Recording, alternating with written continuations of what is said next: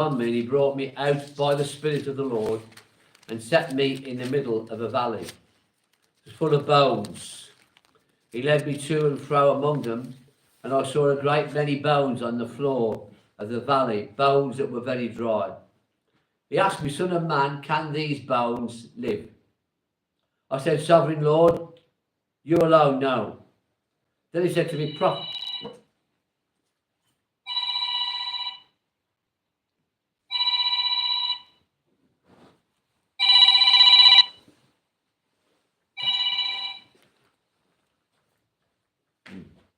Then he said to me, prophesy to these bones and say to them, dry bones, hear the word of the Lord. This is what the sovereign Lord says to these bones. I will make breath enter you, and you will come to life. I will attach tendons to you, and make flesh come upon you, and cover you with skin.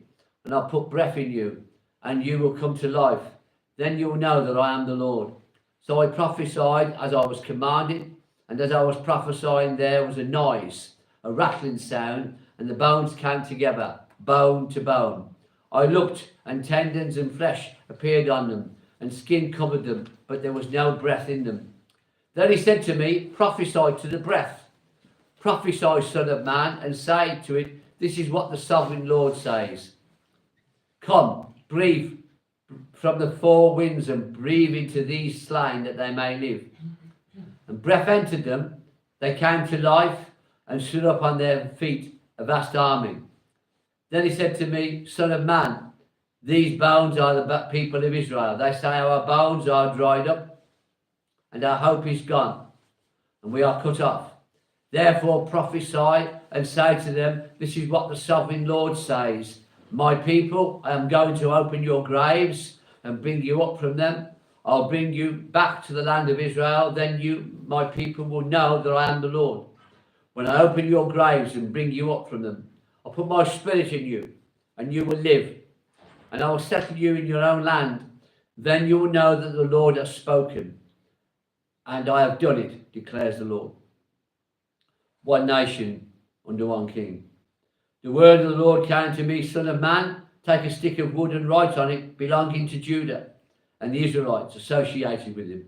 Then take another stick of wood and write on it, belonging to Joseph, that is to Ephraim, and all the Israelites associated with him. Join them together into one stick, so they become one in your hand. When your people ask you, won't you tell us what you mean by this? Say to them, this is what the sovereign Lord says. I'm going to take the stick of Joseph, which is in Ephraim's hand, and of the Israelites' tribe associated with him, and join it to Judah's stick. And I will make them into a single piece of wood, and they'll become one in my hand. Hold before their eyes the sticks you've written on, and say to them, this is what the sovereign Lord says. I'll take the Israelites out of the nations where they have gone. I will gather them from all around and bring them back into their own land. I'll make them one nation in the land, on the mountains of Israel. There will be one king over all of them, and there will never again be two nations or be divided into two kingdoms. They will no longer defile themselves with their idols and the images or with any of their offences, but I will save them from all their sinful backsliding, and I will cleanse them. They'll be my people, and I will be their God. My servant David will be king over them, and they will have one shepherd. They'll follow my laws and be careful to keep my decrees. They will live in the land I gave to my servant David. It was my servant Jacob, the land where your ancestors lived. They and their children and their children's children will live forever. And David, my servant, will be their prince forever. And I'll make a covenant of peace with them, and it will be an everlasting covenant. I will establish them and increase their numbers, and I'll put my sanctuary among them forever. My dwelling place will be with them. I will be their God, and they will be my people. Then the nations will know that I, the Lord, make Israel holy when my sanctuary is among them forever. Ezekiel 38. The Lord's great victory over the nations. The word of the Lord came to me, Son of man, set your face against Gog of the land of Magog, the chief prince of Meshech and Tubal. Prophesy against him and say, This is what the sovereign Lord says. I'm against you, Gog, chief prince, O Meshach and Tubal. I will turn you around, put hooks in your jaws, and will bring you with your whole army, your horses, your horsemen, fully armed, and a great horde with large and small shields, all of them brandishing their swords. Persia, Cush, and Put will be with them, all with shields and helmets. Also Gomer with all his troops, and helmets, and Beth Togarmah from the far north with all its troops, the many nations with you. Get ready, be prepared, you and all your hordes gathered about you, and take command of them. After many days you will be called to arms. In future years you will invade the land that was recovered from war, whose people were gathered from many nations to the mountains of Israel, which had long been desolate. They've been brought out from the nations, and now all of you will live in safety. You and your troops and many nations with you will go up, advancing like a storm. You will be like a cloud covering the land. This is what the sovereign Lord says. On that day, thoughts will come into your mind, and you will devise an evil scheme. You also will invade the land of unwalled cities. I will attack a peaceful and unsuspecting people, all of them living without walls, without gates and bars.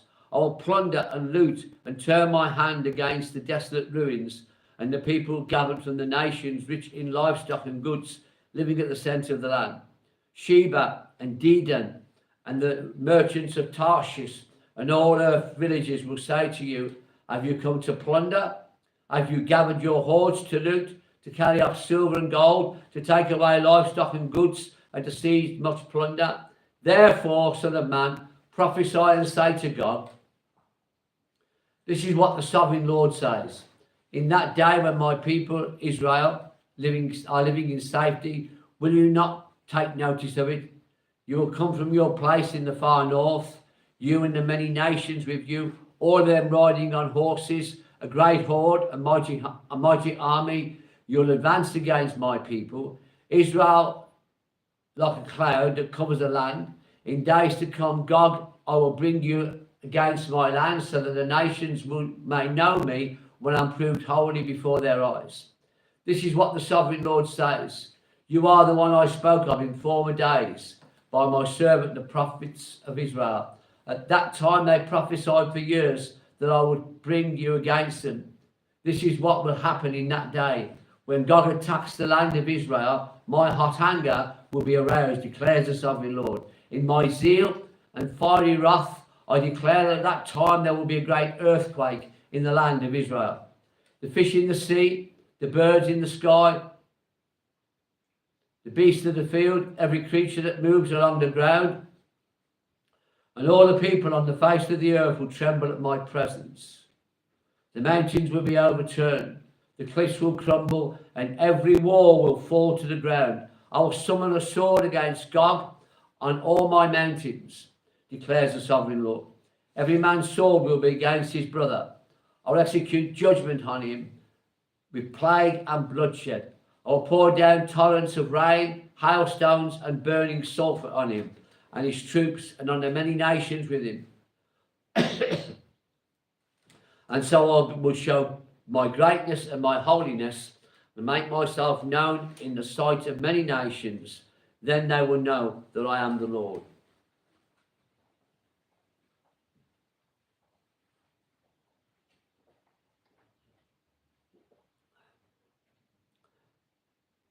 (39) So the man, prophesy against Gog and say, this is what the sovereign Lord says, I am against you, Gog, chief prince of Meshach and Tubal. I'll turn you around and drag you along. I'll bring you from the far north and send you against the enemies of Israel. Then I'll strike your bow from your left hand and make your arrows drop from your right hand. On the mountains of Israel you will fall, you and all your troops and the nations with you. I'll give you as food to all kinds of carrion birds and to the wild animals. You'll fall in the open field, for I have spoken, declares the sovereign Lord. I'll send fire on Magog and on those who live in safety in the coastlands, and they will know that I am the Lord. I'll make known my holy name among my people Israel. I will no longer let my holy name be profaned, and the nations will know that I, the Lord, am the Holy One in Israel. It is coming. It will surely take place, declares the Sovereign Lord. This is the day I have spoken of. Then those who live in the towns of Israel will go out and use the weapons for fuel and burn them up. The small and large shields, the bows and arrows, the war clubs and spears. For 7 years they will use them for fuel. They will not need to gather wood from the fields or cut it from the forests, because they will use the weapons for fuel. And they will plunder those who plundered them and loot those who looted them, declares the Sovereign Lord. On that day I will give Gog a burial place in Israel, in the valley of those who travel east of the sea. It will block the way of travellers, because Gog and all his hordes will be buried there. So it will be called the Valley of Hamon Gog. For 7 months the Israelites will be in order to cleanse the land. All the people of the land will bury them, and on the day I display my glory will be a memorable day for them, declares the Sovereign Lord. People will be continually employed in cleansing the land. They will spread out across the land, and along with others they will bury any bodies that are lying on the ground. After 7 months they will carry out a more detailed search. As they go through the land, anyone who sees a human bone will leave a marker beside it until the grave diggers bury it in the valley of Hamon Gog, near the town called Ammonoth, and they will cleanse the land. Son of man, this is what the Sovereign Lord says. Call out every kind of bird and all the wild animals. Assemble and come together from all around to the sacrifice I'm preparing for you, the great sacrifice on the mountains of Israel. There you will eat flesh and drink blood. You will eat the flesh of mighty men and drink the blood of the princes of the earth, as if they were rams and lambs, goats and bulls, all of them fattened animals from Bashan. At the sacrifice I'm preparing for you, you will eat till you are glutted, and drink blood till you are drunk. At my table you will eat your fill of horses and riders, mighty men and soldiers of every kind, declares the Sovereign Lord. I will display my glory among the nations, and all the nations will see the punishment I inflict and the land I lay on them. From that day forward, the people of Israel will know that I am the Lord their God. And the nations will know that the people of Israel went into exile for their sin, because they were unfaithful to me. So I hid my face from them and handed them over to their enemies, and they all fell by the sword. I dealt with them according to their uncleanness and their offences, and I hid my face from them. Therefore, this is what the Sovereign Lord says. I will now restore the fortunes of Jacob, and will have compassion on all the people of Israel, and will be zealous for my holy name. They will forget their shame and all the unfaithfulness they showed toward me when they lived in safety in their land with no one to make them afraid. When I brought them back from the nations and scattered them and gathered them from the countries of their enemies, I will be proved holy through them in the sight of many nations. Then they will know that I am the Lord their God. For though I sent them into exile among the nations, I will gather them to their own land, not leaving any behind. I will no longer hide my face from them, for I will pour out my spirit on the people of Israel, declares the Sovereign Lord.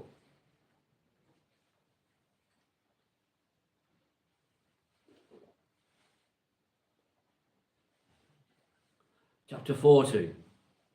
The temple area restored. In the 25th year of our exile, at the beginning of the year of the 10th of the month, in the 14th year after the fall of the city, on that very day the hand of the Lord was on me and took me there. In visions of God, he took me to the land of Israel and set me on a high mountain on whose south side were some buildings that looked like a city. He took me there and I saw a man whose appearance was like bronze. He was standing in the gateway with a linen cord and a measuring rod in his hand.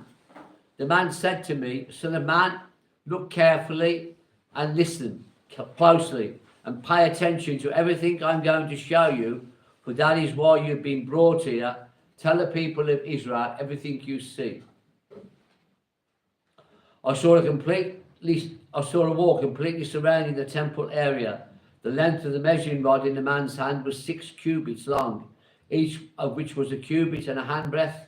He measured the wall. It was 1 measuring rod thick and 1 rod high. Then he went to the east gate. He climbed its steps and measured the threshold of the gate.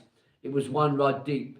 The alcoves for the guards were 1 rod long and 1 wide, and the projecting walls between the alcoves were 5 cubits.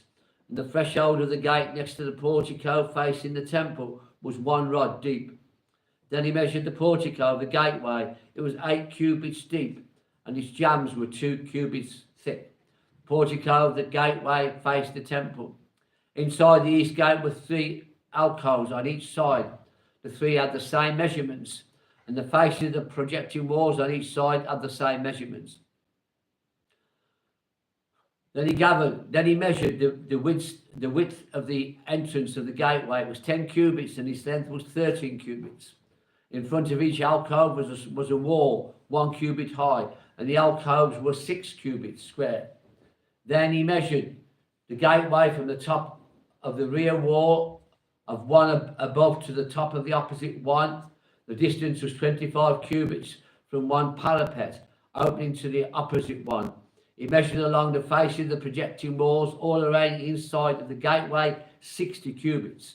The measurement was up to the portico facing the courtyard. The distance from the entrance of the gateway to the far end of its portico was 50 cubits. The alcoves and the projecting walls inside the gateway were surmounted by narrow parapet openings all around. As was the portico, the openings all around faced inward. The faces of the projecting walls were decorated with palm trees. Then he brought me into the outer court. There I saw some rooms and pavement that had been constructed all around the court. There were 30 rooms along the pavement. They butted the sides of the gateways, and as wide as they were long, this was the lower pavement. Then he measured the distance from the inside of the lower gateway to the outside of the inner court. It was 100 cubits on the east side as well as on the north. Then he measured the length and width of the north gate leading into it, the outer court. Its alcoves, 3 on each side, its projecting walls and its portico had the same measurement of those of the first gateway. It was 50 cubits long and 25 cubits wide. Its opening, its portico and its palm trees decorations had the same measurements as those of the gate facing east. 7 steps led up to it, with its portico opposite them. There was a gate to the inner court facing the north gate, just as they were on the east. He measured from one gate to the opposite one. It was 100 cubits. Then he led me to the south side, and I saw the south gate. He measured its jambs and its portico, and they had the same measurements as the others.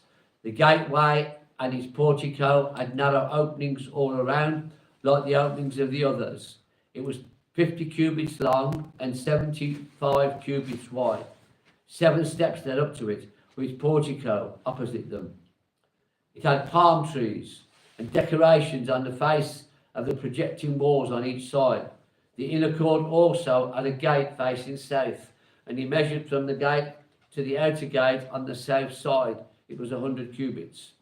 Then he brought me into the inner court through the south gate, and he measured the south gate. It had measurements as the others. Its alcoves, its projecting walls, and its portico had the same measurements as the others. The gateway and its portico had openings all around. It was 50 cubits long and 25 cubits wide.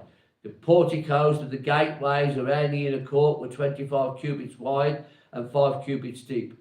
Its portico faced the outer court. Palm trees decorated its jambs, and 8 steps led up to it.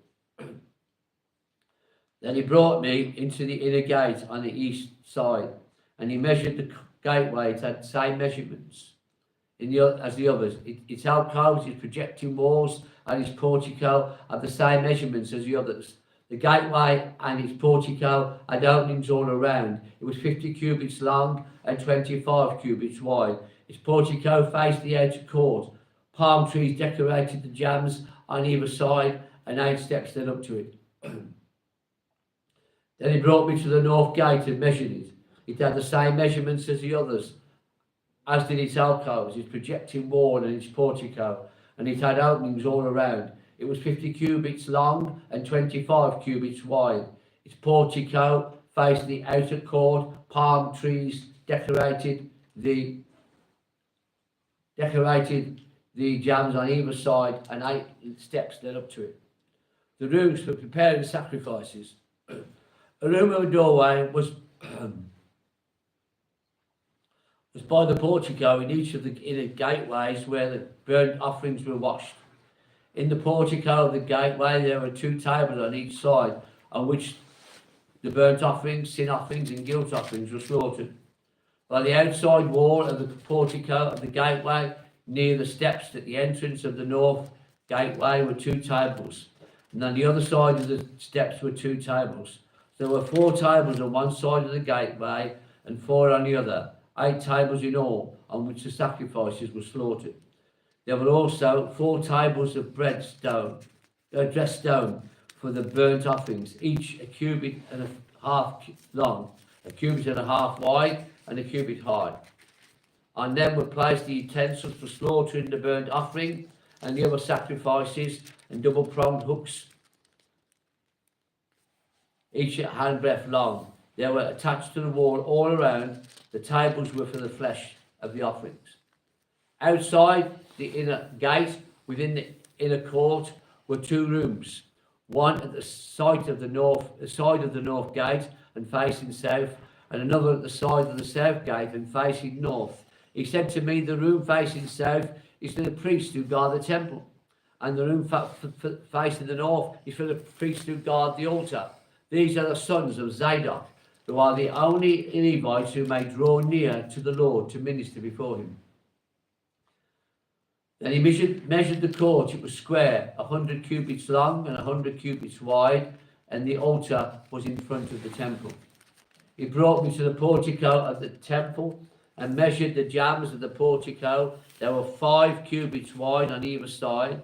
The width of the entrance was 14 cubits. The projecting walls were 3 cubits wide on either side. The portico was 20 cubits wide and 12 cubits from front to back. It was reached by a flight of stairs, and there were pillars on each side of the jambs.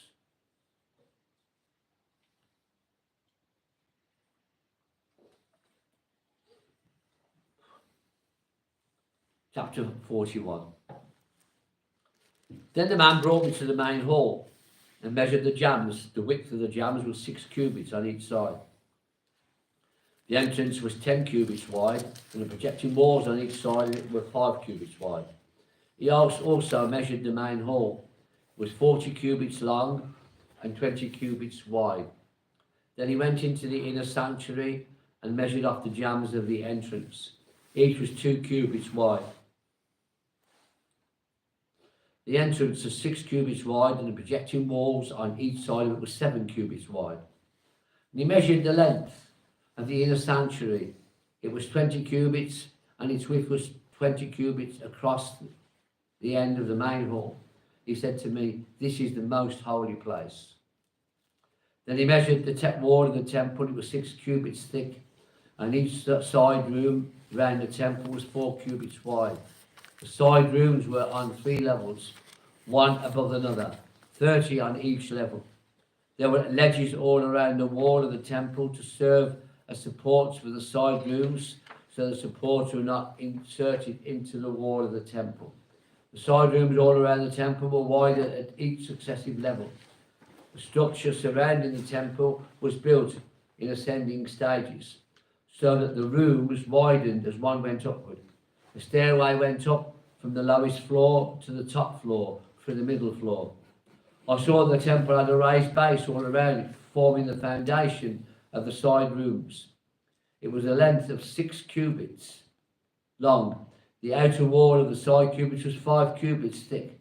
The open area between the side rooms of the temple and the priest rooms were 20 cubits wide all around the temple. There were entrances to the side rooms from the open area, on one on the north and another on the south, and the base adjoining the open area was 5 cubits wide all around. The building facing the temple court on the west side was 70 cubits. The wall of the building was 5 cubits all around, and its length was 90 cubits. Then he measured the temple. It was 100 cubits long, and the temple courtyard and the building with its walls were also 100 cubits long. The width of the temple courtyard on the east, including the front of the temple, was 100 cubits. Then he measured the length of the building facing the courtyard at the rear of the temple, including its galleries on each side. It was 100 cubits. The main hall, the inner sanctuary, and the portico facing the court, as well as the thresholds and the narrow windows and galleries around the 3 of them. Everything beyond and including the threshold was covered with wood. The floor, the wall up to the windows, and the windows were covered. In the space above the outside of the entrance to the inner sanctuary and on the walls as regular intervals all around the inner and outer sanctuary were carved cherubim and palm trees. Palm trees alternated with cherubim. Each cherub had 2 faces, the face of the one being towards the palm tree on the one side and the face of the lion towards the palm tree on the other. They were carved all around the whole temple, from the floor to the area above the entrance. Cherubim and palm trees were carved on the wall of the main hall. The main hall had a rectangular door frame, and at the end, at the one at the front of the most holy place was similar. There was a wooden altar 3 cubits high and 2 cubits square. Its corners, its base, and its side were of wood. The man said to me, "This is the table that is before the Lord. Both the main hall and the most holy place had double doors. Each door had 2 leaves, 2-inch leaves for each door, and on the roots of the main hall were carved cherubim and palm trees like those carved on the walls, and there was a wooden overhang on the front of the portico. On the side walls of the portico were narrow windows with palm trees carved on each side. The side rooms of the temple also had overhangs." 42. The rooms for the priests. Then the man led me northward into the outer court and brought me into the rooms opposite the temple courtyard and opposite the outer wall on the north side.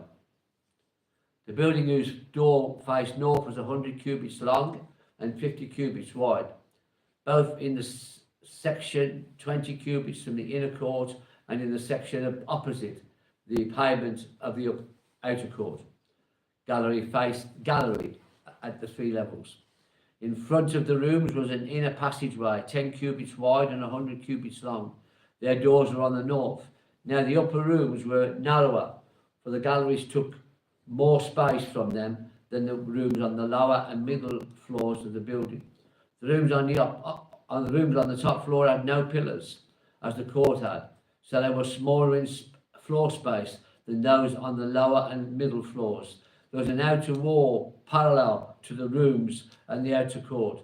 It extended in front of the room for 50 cubits, while the row of rooms on the side next to the outer court was 50 cubits, while a row of room side next to it was 50 cubits. The row on the side nearest the sanctuary was 100 cubits long. The lower room had an entrance on the east side as one enters from the outer court. On the south side, along the length of the wall of the outer court, adjoining the temple courtyard and opposite the outer walls, were rooms with a passageway in front of them. These were like the rooms on the north. They had the same length and width, with similar exits and dimensions, similar to the doorways on the north, where the doorways of the rooms on the south. There was a doorway at the beginning of the passageway that was parallel to the corresponding wall, extending eastward, by which one enters the room.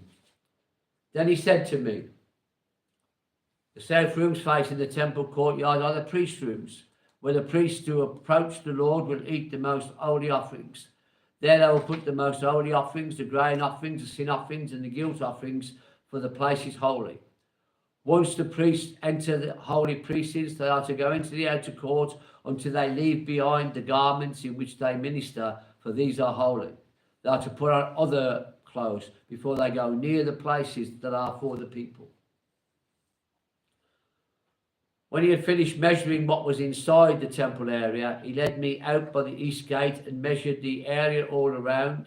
He measured the area all around. He measured the east side with the measuring rod. It was 500 cubits. He measured the north side. It was 500 cubits by the measuring rod. He measured the south side. It was 500 cubits by the measuring rod. Then he turned to the west side and measured it. It was 500 cubits by the measuring rod. So he measured the area on all four sides. It had a wall around. It had 500 cubits long and 500 cubits wide to separate the holy from the common.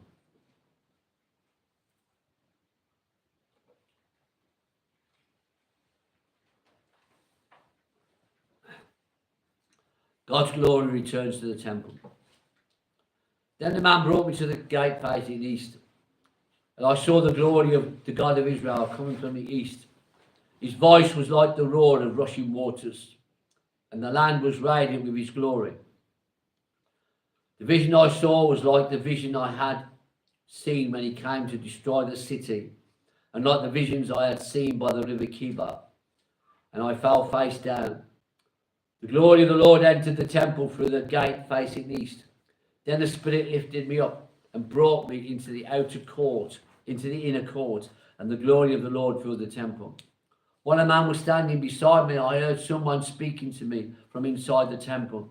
He said, "Son of man, this is the place of my throne, and the place for the soles of my feet. This is where I will live among the Israelites forever. The people of Israel will never again defile my holy name, neither they nor their kings, by their prostitution and their funeral offerings. For their kings at their death, when they place their threshold next to my threshold and their doorpost beside my post, which with only a wall between me and them, they defile my holy name by their detestable practices. So I destroyed them in my anger.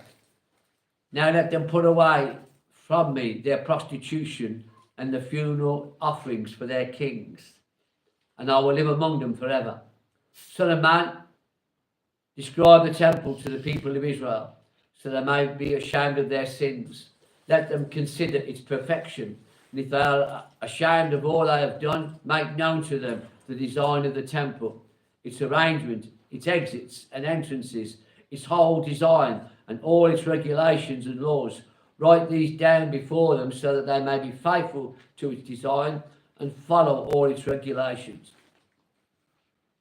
This is the temple, this is the law of the temple. All the surrounding area on top of the mountains will be most holy. Such is the law of the temple. The great altar restored. These are the measurements of the altar in long cubits, that cubit being a cubit and a handbreadth. Its gutter is a cubit deep and a cubit wide, with a curve of one span around the edge. This is the height of the altar. From the gutter on the ground up to the lower level that goes around the altar is 2 cubits high, and the ledge is a cubit wide. From this lower ledge to the upper ledge that goes around the altar is 4 cubits high, and that ledge is also a cubit wide. Above that, the altar hearth is 4 cubits high, and 4 horns project upwards from the hearth. The altar hearth is square, 12 cubits long and 12 cubits wide. The upper ledge also is square, 14 cubits long and 14 cubits wide. All around the altar is a gutter of 1 cubit with a curve of half a cubit. The steps of the altar face east. Then he said to me, "Son of man, this is what the sovereign Lord says. These will be the regulations for sacrificing burnt offerings and splashing blood against the altar when it is built. You are to give a young bull as a sin offering to the Levitical priests of the family of Zadok. who come near to minister before me, declares the sovereign Lord. You are to take some of the blood and put it on the four horns of the altar and the four corners of the upper ledge and all around the rim, and so purify the altar and make atonement for it. You are to take the bull for the sin offering and burn it in the designated part of the temple outside the sanctuary. On the second day, you are to offer a male goat without defect for a sin offering, and the altar is to be purified as it was purified with the bull. When you have finished purifying, you shall offer a young bull and a ram for the flock, both without defect. You are to offer them before the Lord, and the priests are to sprinkle salt on them and sacrifice them as a burnt offering to the Lord. For 7 days you are to provide a male goat daily for a sin offering. You are also to provide a young bull and a ram from the flock, both without defect. For 7 days you are to make atonement for the altar and cleanse it. Thus they will dedicate it. At the end of these days, from the 8th day on, the priests are to burn your burnt offerings and fellowship offerings on the altar. Then I will accept you, declares the Lord. The priesthood restored. Chapter 44. Then the man brought me back to the outer court of the sanctuary, the one facing east, and it was shut. The Lord said to me, this gate is to remain shut. It must not be opened. No one may enter through it. It is to remain shut because the Lord, the God of Israel, has entered through it. The prince himself is the only one who may sit inside the gateway to eat in the presence of the Lord. He is to enter by the way of the portico of the gateway and go out the same way. Then the man brought me by way of the north gate to the front of the temple. I looked and saw the glory of the Lord filling the temple of the Lord, and I fell face down. The Lord said to me, Son of man, look carefully, listen closely, and give attention to everything I tell you concerning all the regulations and instructions concerning the temple. I tell you concerning the regulations and instructions regarding the temple of the Lord. Give attention to the entrance to the temple and all the exits of the sanctuary. Say to rebellious Israel, this is what the sovereign Lord says. Enough of your detestable practices, people of Israel.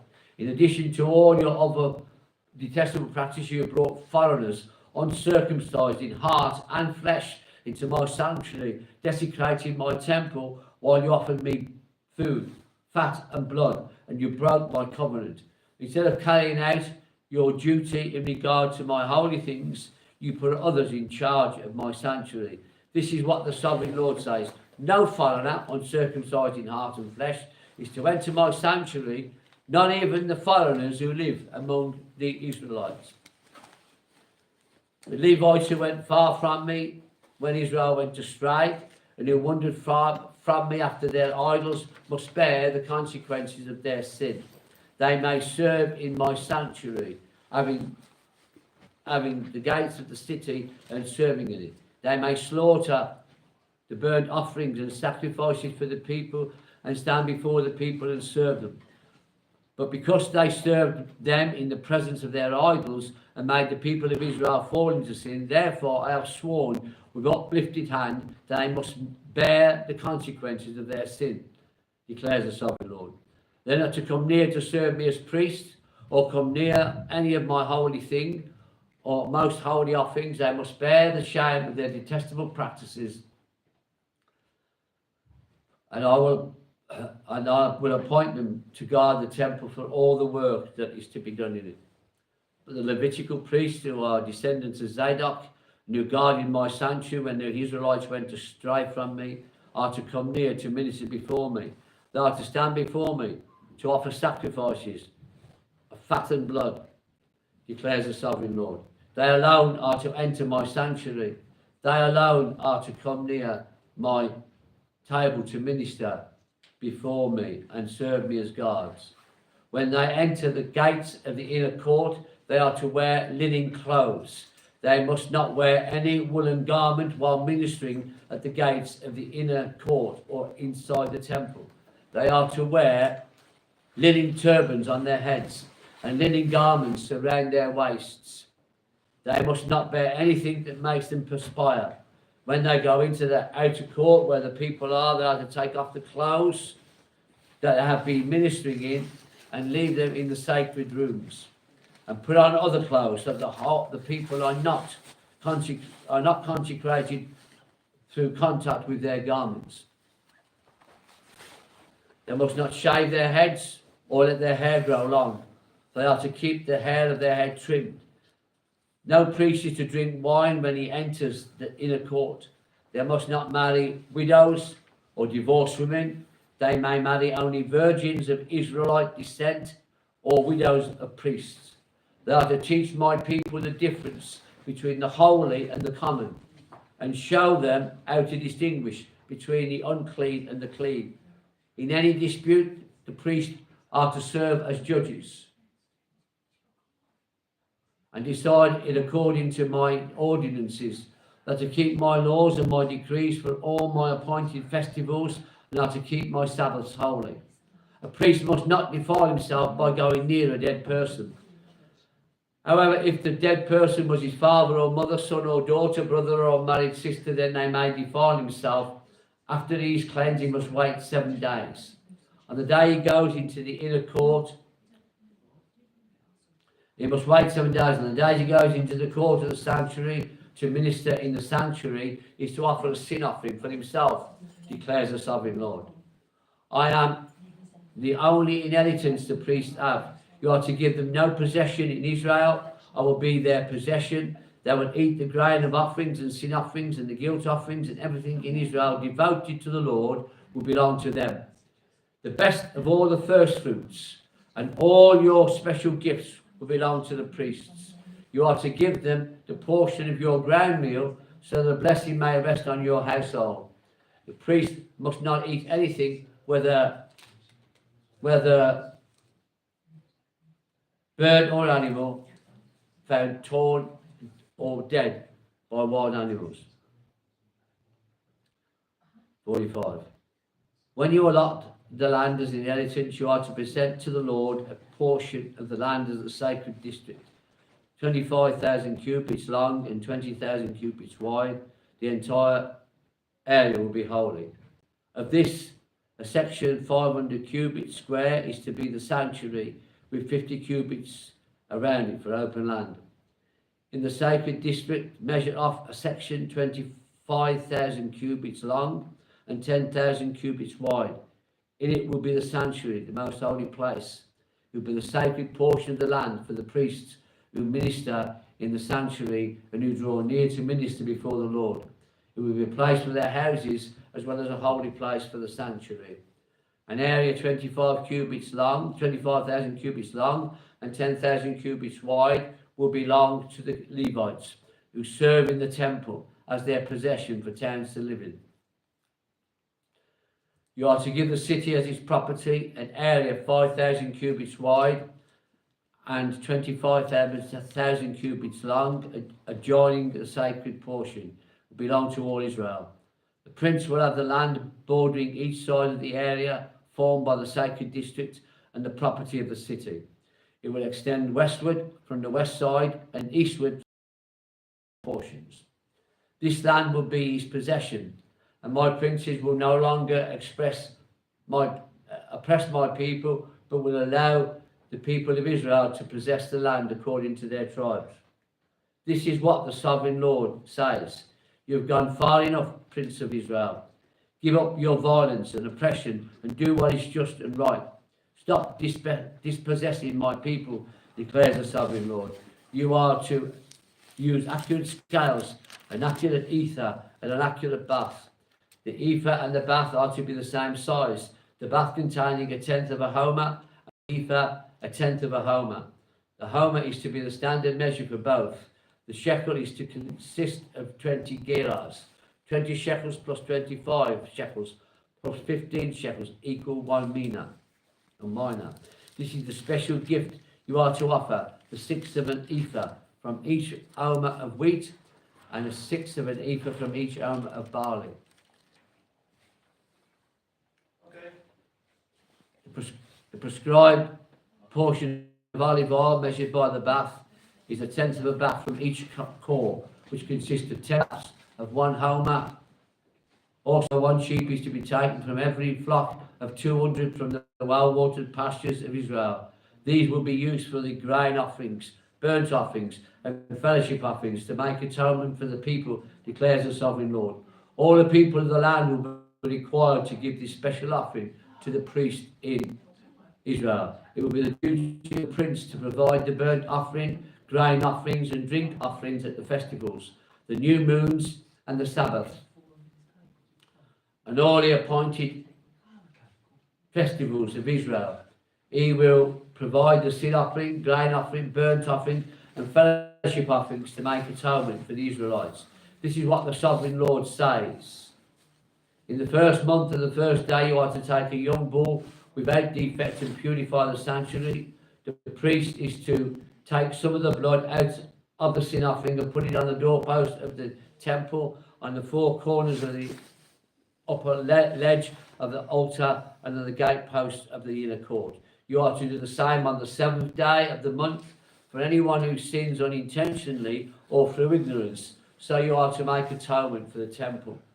In the first month, on the 14th day, you are to observe the Passover, a festival lasting 7 days, during which you shall eat bread made without yeast. On that day, the prince is to provide a bull as a sin offering for himself and for all the people of the land. Every day during the 7 days of the festival is to provide 7 bulls and 7 rams without defect as a burnt offering to the Lord, and to make a male goat for the sin offering. It's provided as a grain offering, an ephah for each